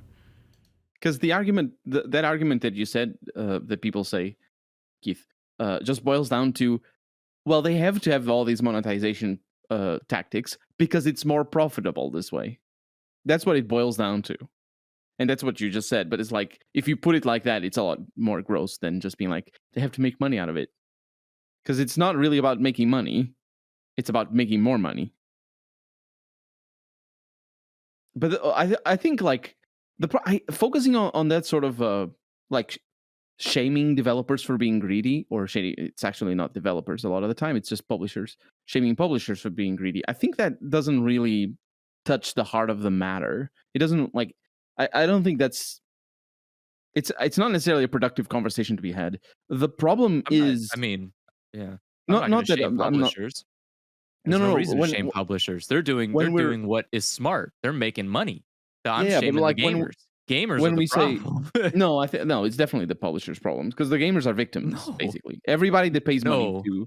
to gacha games is a victim, and they can convince themselves, oh no, this is I really want this. They can convince, oh, I have a lot of money. No, they're victims. They're wasting their money, throwing the money away for something they could have and should have gotten just by buying the game in the first place and just doing that. And actually, what they're getting is worse than what they would get if there weren't microtransactions. Because I think that's the real problem, is that games are worse because of their microtransaction strategies. There's more time spent optimizing and doing ad work and doing like psychological sort of tricks in games. There's more time spent on that than there is then on the gameplay. So if developers just focused on making a game fun and not really caring about how they could monetize that fun, we would have better games. And the fact is, the games that are more fun are the games that don't have that sort of stuff. They don't rely on things like sunk cost fallacy or the sort of customization as a trap for enjoying a game. Because like, I know that intimately as somebody who plays role-playing games, customizing your character is fun by itself. Just the concept of it is fun, even if the character creation tool sucks. It's definitely more fun when you can do it than it is when the entire menu is full of locked things that you have to spend hundreds of hours to learn how to get. Yeah, for sure. But they use that in conjunction. They allow you to customize your character, which is going to lock you into the game, and they allow you to pay for it, which is also going to lock you into the game because you spent money. If you spend like $150 in customization options for this whatever game you're playing, you're not going to stop playing it the next day. You're like you spend 30 or 40, even if it doesn't have to be 150. You spend $20 in a skin for Fortnite. You're not going to stop playing Fortnite in the next couple of weeks. It's because why would you, like, you spent money on those skin, you're gonna use it, and every single time every single hour you're gonna spend playing that game after you spend those $20, the developer or the publishers know that you're a prime target for spending more because they know you're gonna play the game for one, and they also know that you're the kind of person that does buy the skins. So and they prey on you like that. And somehow convince you that it's good value for money because you're spending so much time in the game anyway. Because of course you are. You paid money. You're not going to stop playing it because you paid $20 for the skin. So they convince you that it's actually a good amount of money. Because I don't know, if you paid for a $60 video game that you play once and stop playing forever because single player one whatever for 10 hours, that's not as good value as paying 20 euros or $20 for a skin that you're going to play for hundreds of hours in Fortnite. Like, objectively speaking, it isn't, but it is infinitely less good value because you could just play the game without the skin, and that's like 0 instead of 20. But I guess I don't know, the reason that I think the reason that I'm more confident in placing the blame on gamers is that this isn't a situation where, say, food in the US, it's hard to buy food in the US that isn't owned by like one of like several billion-dollar companies, right? No matter what you do, you can't like support the what's the word I'm looking for? You can't support local creators. You can't like support your farmers. You can't support your local businesses or whatever, right? Because it's not stored. Like, you won't find that in the locations in which you buy the product you want to support someone for.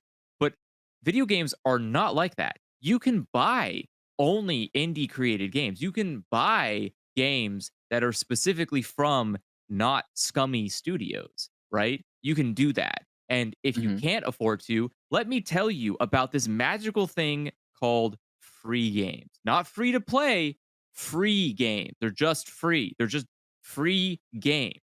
Free to play is its own category now. They've taken it. They've stolen free from us. But free is a game like Newgrounds, Flash, K-Kong, whatever. There are so many free games. Just the games you get for free on even not just the Epic Store, but GOG does that as well. That they give out. Yeah, there's exactly. Yeah, Epic Games is a good example. They give free games all the time. GOG gives free games all the time. You can go on like itshot.io and find a bunch of good free games on there. But the thing there is, are so many options besides fucking Apex or Fortnite. Like, if you have friends that play it, get different friends. Like, if all of your friends are jumping off bridges, you don't go like, fuck, dude, guess I gotta follow my friends because that's the only option I have. Get different friends. Watch them fall and mock them when they hit the ocean and they go, oh, God, it hurts. And you're like, yeah, isn't it fucking bad? Like, you should have known that before you jump off the bridge, idiot. Like, just why would you follow people into a bad situation? And you know it's bad. Like, nobody plays a free-to-play game and goes like, this whole battle pass thing, pretty valuable deal here. I'm feeling like Some it's people great do that, though. I think it's cool that all I have to do is invest almost as much time as I do in a fucking job to unlock items in a game that I already paid for, by the way. I already paid for the battle pass, which means by the law of buying a thing, you should have the thing. Why are you paying for a battle pass but nothing else? You haven't bought the content in the battle pass because you have to still fucking unlock it. So all you did was buy a ticket into the line at Disneyland, but you don't even have access to the fucking ride yet. Like, what the fuck?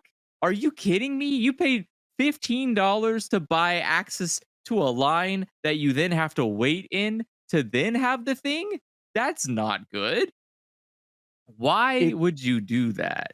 Like, I, there's a certain wisdom in what you're saying, although generally, I do shy away from blaming people who spend money or who get did you suckered people into. not did you not play But Halo 3? Did you not play Halo if 3 when for $15 you could get multiple if you're maps for a game?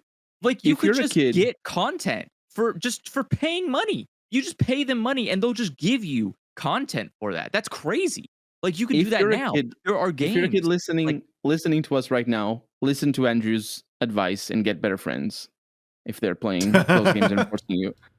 But if you're an adult, you're just gonna have to ask for a raise because getting new friends as an adult is probably not in the as cards. if you're a child, let me put it to you in a much easier perspective. When your friends are telling you how fucking fun Fortnite is and how super amazing it is to do the battle pass grinds and stuff like that, think of it like when your teacher tells you how much fun homework is. Think of it when they tell you how good it's going to be when you finish grinding those fucking grades up. You know how fun it's going to be when you get A's in math? That's the same fucking thing. You are just literally wasting your time putting your head into a fucking ditch to do something when you could just pass by average. You don't need those. You don't need to put your entire life into a bucket and look at nothing I don't else know. when you can just succeed by just doing the bare minimum. All right? And the bare minimum in a game is paying money and playing the game. If they can't do that, then don't do it. It's a scam. That's called what we in the business called this a scam. All right? It's not a pyramid scheme. I mean, it technically is because it's capitalist and all capitalism is a pyramid scheme. But the point being that this is clearly a scam. Battle passes are in themselves a scam. You are being tricked, lied to, and cheated out of your time and money to purchase a product that you don't even own. You don't own it. You didn't buy anything. You bought nothing. And that's not how money works. When you go to the store, imagine buying candy at the grocery store, and then the person at the register tells you have to do 50 dances for them in order to get the candy you just bought. I don't think you would enjoy that, right? You wouldn't really have fun watching a guy holding a candy bar and you have to do 50 dances for him in order for him to feel like you earned the candy bar that you just bought. I don't It's think the that would be pride and fun for you. accomplishment. Like, but is it when you walk and you eat your fucking Snickers after your legs You are keep sore giving from him more crying and energy. dancing? Like it's so You keep giving him aggravating. one. You keep saying one more thing that sets him off again. It's been like an hour. It's just the Wait, what point was is, the question? It was about what's your favorite comic video game. Oh right, I wanted to get to this to fucking another art, like, tangent. this like spree went on for like an hour. I've just been kind of hanging out. I'm like, I don't think it's gonna burn out. I wanted to say we Save needed me. an Uzumaki video game. Well, would World that of even Horror work? is What, like a Junji Ito inspired. World of Wars? World of World Horror? of Horror. Oh, I didn't. Let me look it up because I have never heard of this. Oh, interesting. Yeah, I don't It's in I don't early I don't access, so good one to go and add to my follow list. are there any I'm trying to think, are there any like manga based games that aren't either like RPGs or visual novels or fighting games? Okay, I I was gonna guess say they're like all of the games based on shonen, which is a pretty easy yeah, translation to action game. I forgot about that. Okay. I was gonna say, I guess technically they're like I was trying to think of like what manga games are there that you could even answer. I I don't know. I guess I also liked I did like Pirate Warriors, but not I think I like Pirate Warriors 3, not the first two. The first two were bad. But I did like Pirate Warriors 3, and that's technically based off comic. I don't Yeah, know it's how another how Muso loose game. are yeah, how loose are we allowed to be with that generalization? You like the part where Luffy do superpowers and punch up the bads, but like there's No, a I prefer billion playing other bads on the characters. screen. Yeah, it's fun. Like One Piece is the prime target for this, right? You have characters with really dumb world-shattering abilities, and you can use them on big mobs of Marines, which is like a normal thing in the series. There's just always a bunch of Marines, and you can just punch all of them. So it's fun. It's fun being able to like have control over these big, like ungodly looking characters doing crazy moves. That fits into the Muso universe really well. But then you have, I don't know, it's I never played the Berserk Muso, so I actually don't know how good that is. I don't know if that's good or not. Um, Maybe that would be good. I don't know. Did Colonel? Did you ever say what comic book game you like? Batman Arkham Yeah. Asylum. Yeah, Oh, only okay, Arkham okay. Asylum. But then I mentioned open Okay. world Oh, games, yeah, that is- and then we went for an eternity. That's Mhm. right. That's right. It is the Batman would count. Yeah, that's true. Uh, I now that I'm Yeah, thinking about it, Batman there's is a quite a lot comic. of there's quite a lot of comic book games. Of course, it's a good synergy. Huh. Kids like Yeah, I guess comic it's books. true. Kids like games. Yeah, it's like it is a lot more fun to be a superhero than watch a superhero be a superhero. Like it sounds fun being Batman, but it sounds really boring watching a man be Batman. Like it's I don't know. Mm, It seems it is a perfect ability. I don't know. I mean, maybe if you're like I don't know. I guess cartoon Batman was kind of fun when I was eating cereal and stuff, but I like watching superhero movies is always this. It's like, okay, well, that's cool and all, but I don't think I would have made that choice. I definitely would have did it a little bit differently, personally. your Like, backseat superheroing. yeah, exactly. I'm watching these superheroes and be like, man, you guys are real dumb. You know, you could have just done this. You could have just, you like, could have like square spammed, and you would have beat Thanos really easily. Like, there's no reason why you had to do all this like teamwork shit. You could have just done this one power move, which like messes with his frames but gives you invisible frames, and then you could have just Why wiped did him you out. why So, didn't you just shin kick him 75 times in a row until he fell over? obviously, like, what the hell? Do you know how? Do you see Thanos' shins? Obviously, he didn't have them protected. He only had a glove on. So why did you keep going after his glove? He Wait, was is he wearing naked? a no. He's just wearing Oh. pants and a shirt like a normal person. He's not wearing armor. The only armor is his stupid glove that everyone kept trying to fight. Like, fight the parts that aren't armor. Just punch him in his fucking legs a bunch of times. Just kneecap him. It's fine. I'm telling you, it would have been easy. I've never seen any comic book movies apart from Spider-Man 1 and 2 and 3. That's impressive. I feel like that's a hard thing to do. Actually, I'm full of it. I have watched Okay. Dark I was Knight. gonna say that sounds really difficult. There's No, it's very hard for me to believe I could talk to somebody who's like I Just like, not the watched new only, like one. one comic book movie. I haven't watched in a Damn. long time, is what I mean to say. I've watched I've watched stuff before 2009, basically. Some of the stuff. Okay, that makes sense. That makes more sense.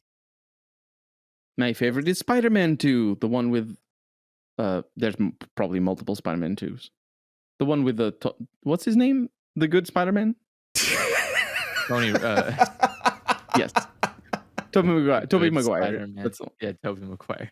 Yeah. You know, It's I so mean, funny. it's a fairly Just well you understood. detail your thought process in a way that gets really funny by the time you have like you like land on a question after saying just like a string of things, and so it's always funny somehow by the end. Yeah, it's impossible to follow. There's multiple Spider-Man 2s, and I'm still reeling from that, like the 3 Spider-Man Aren't 2s, there? and you're like, what's the good one? Aren't there multiple Spider-Man 2s? Yeah, even the Yeah, bad Spider-Man yeah. had a second Spider-Man. Jeez, Yeah. they are. It's that's Mhm. the state we're in.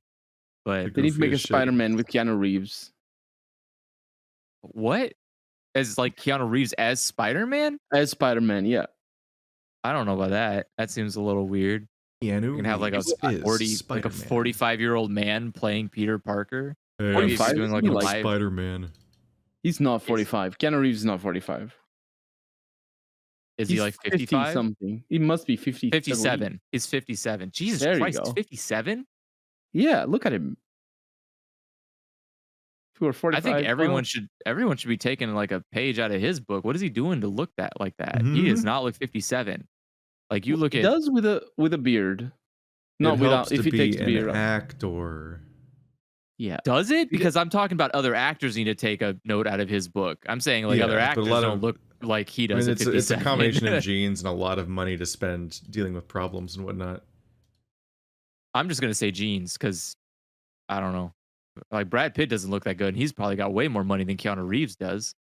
So what's his excuse? What's going on there? Buy better jeans. Just go to fucking Levi's or something. Where do you buy jeans at? Just go Yeah. there and buy better ones. This is I mean, ridiculous. I've been watching Russian Doll, and like Natasha Lyonne looks fantastic. I think she's I don't know like, who that is. At how old is she? I do not know who she is. She is 43 years She's old, so she's still 43. 10 years younger. Yep. I don't think I've ever seen a movie with her. Watch Russian Oh. Doll. It's about I think I've generational seen trauma. her. Season Oh, no. 2 has That is trans. that's the worst like, it kind of gets- trauma. Season 2 is like suspiciously Oh. trans without ever saying it. Ah, they should say Oh, I it. thought she was somebody else. I thought she was that Scientology person. No, she's the redhead from Orange is the New Black. The best. one. Gotcha. Okay. I've never watched that show, so that would explain that. That's why I don't know her. Okay. I don't know. It's either way. I don't think Keanu Reeves is going to be able to pull off a young Peter Parker. I just don't think. He has No, it. an old Peter Parker. Why would he has be an the- old Peter Parker? Why would I start the Spider-Man he can story? be the How old would I? man, Think Peter about it. Parker, that dies at the beginning of Spider-Verse.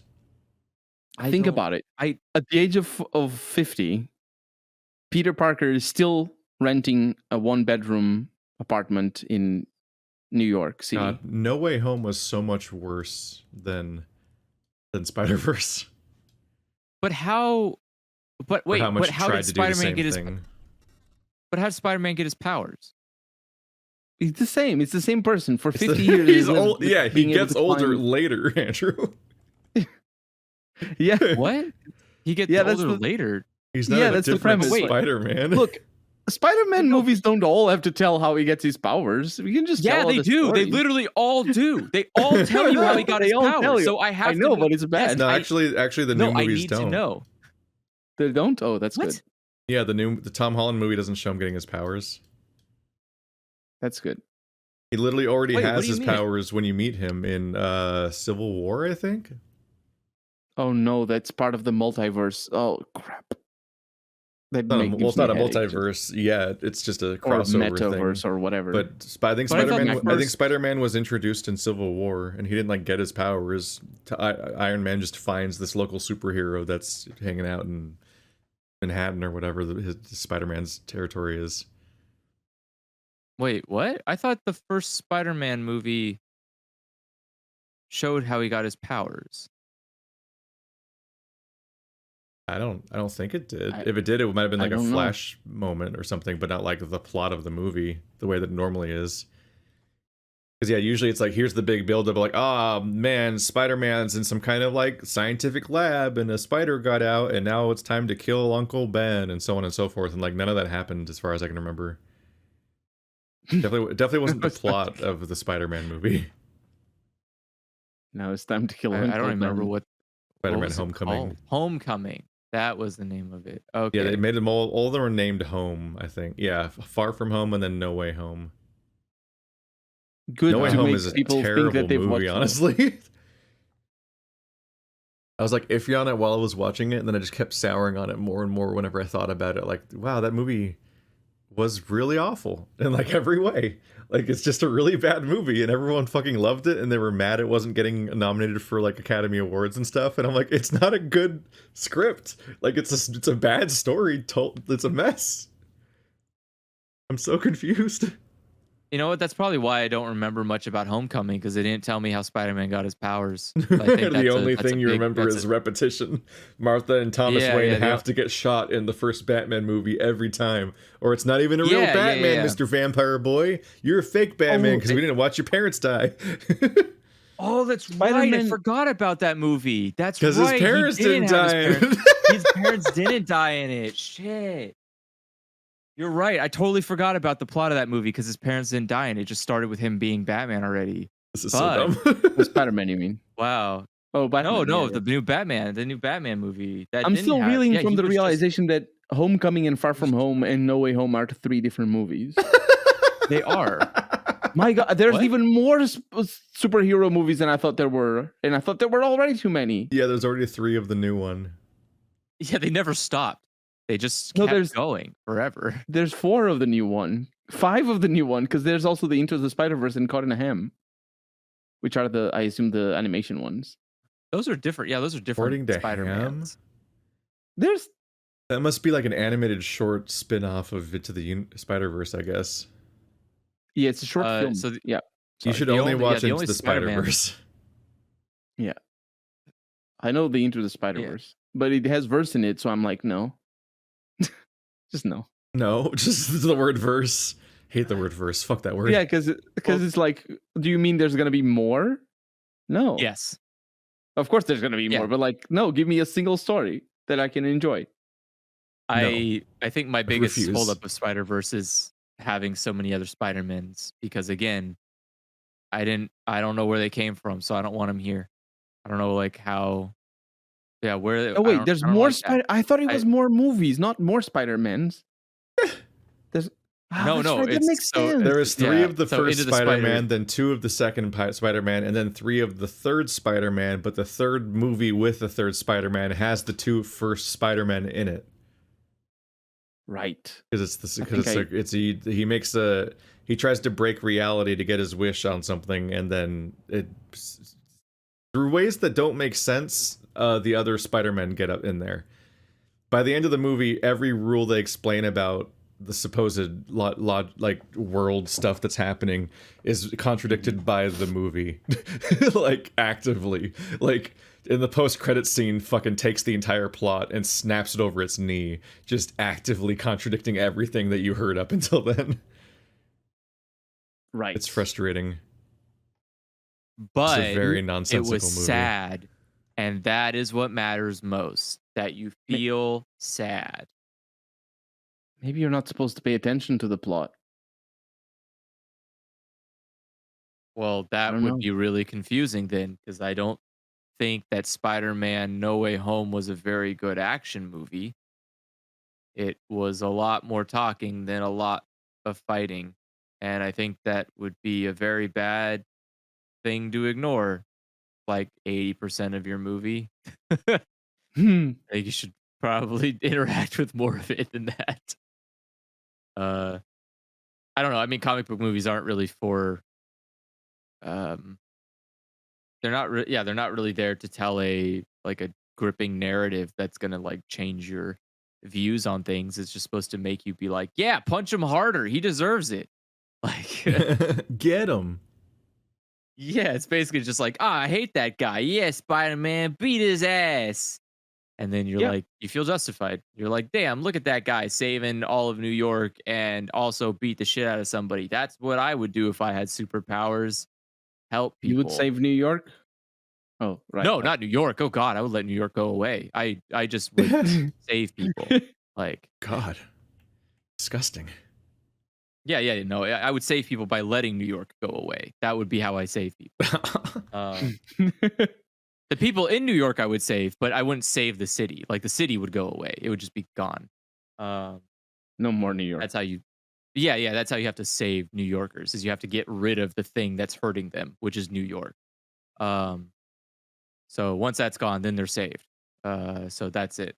It's just I'm curious because I remember like 5, 10, 15. How old are we? I remember years ago, back in the day, when I was much younger than I am today.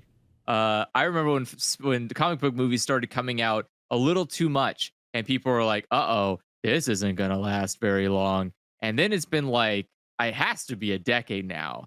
And people are Yes. like, man, I can't wait for that brand new the superhero movie. And I'm kind of just sitting here scared. Like, oh my God, is this Like they'll still never working? escape. How is this It was working? all a lie. The idea Yeah. that anyone was worried. Yeah, yeah. Like I feel like there was false fear. I was tricked into believing that I was lied to about there being an actual time when we will return to a world without comic book movies. I was lied to about the promise of a better theater experience. Um, Do you feel and it's just betrayed? never happening now.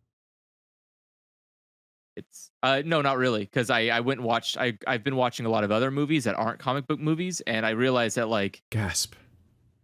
You can there's do not that really anything. in modern America?